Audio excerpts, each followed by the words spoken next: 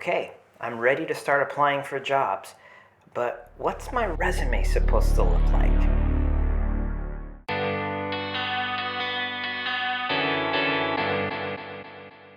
Chapter 3, Lesson 1 of our course gives a simple but very important suggestion.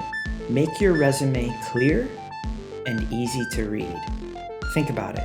If you're applying for this job, so are dozens, perhaps hundreds of other candidates. And the person responsible for hiring may be scanning through the stack quickly, spending perhaps only a few seconds on each resume.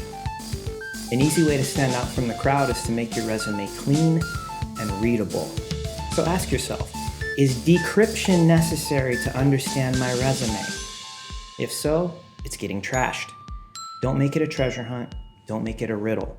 Think clear subheadings and bullet points instead of long paragraphs. Our book contains a few samples of how this can be done. You'll find them in the appendix.